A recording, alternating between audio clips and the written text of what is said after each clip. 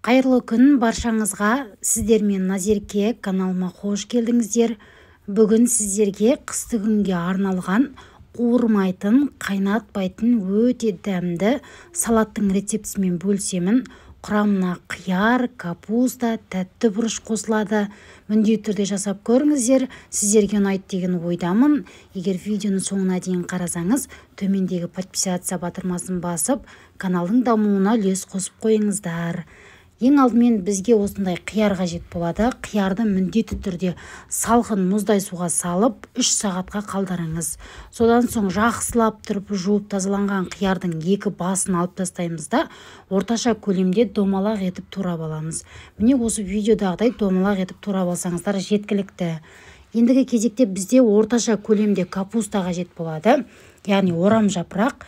Керек емес жерін алып тастайсыздар да өте жеңішке қылып турап аласыздар. Өздеріңіздің қалауларыңыз ұзын болсын, қысқа болсын, ол міндетті емес. Ең бастысы чұқа етіп тураңыздар.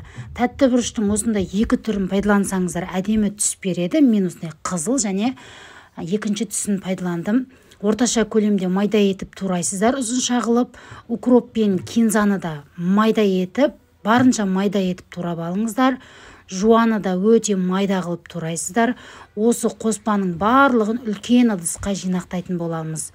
Және сарымсақты да осындай ыдыспен, яғни затпен езіп алыңыздар. Міндетті түрде барлығын бір ыдысқа салғаннан кейін оның үстіне 3 ас қасық қант қосасыздар. 2 ас қасық тұз қосасыздар. Дәл мен көрсеткен килограмм бойынша тұз бен қантты осылай қосасыздар. Және оның үстіне сұйық майымызды құямыз. Майды қыздырудың қажеті жоқ. Міндетті түрде бөлме температурасында тұрған сұйық майымызды пайдаланамыз. Банка атылып, жарылып кетпес үшін 2 ас қасық уксус пайдаланамыз. Немесе аспиринді де пайдалануға болады. Қолға күш салмай бірінші барлығын жақсылап араластырасыздар. Содан соң қақпағын жауып кемінде 1 сағат немесе 3 сағатқа қалдырсаңыздар болады. Мен бұл жерде 1,5 сағатқа қалдырдым. Өзінің осындай шырыны шығады. Тағы да қолдарыңызбен жақсылап тұрып араластырып жібересіздер.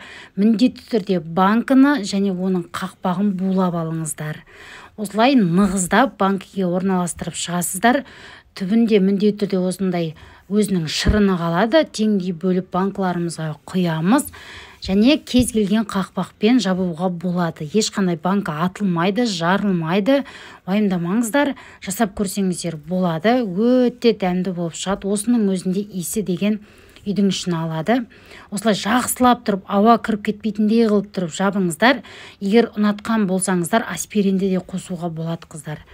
Мінекей осымен біздің салатымыз дайын. Қысты күні палаумен, ет тағамымен өте дәмді желінетін жеңіл салаттардың бірі. Жасап көріңіздер. Сіздерге ұнайды деген ойдамын. Каналым ұнаған болса тіркеліп алыңыздар. Алдағы уақытта түрлі рецептермен бөлісемін. Міндетті түрде тағы да жасап көруге кеңес етемін. Келесі кездескенше аман сау болыңыздар. Және қыздар, банкіні төңкеріп қойсаңыздар да, бұлай қойсаңыздар да бола береді. Сіздермен болған Назерке. Келесі видеода кездескенше аман сау болыңыздар.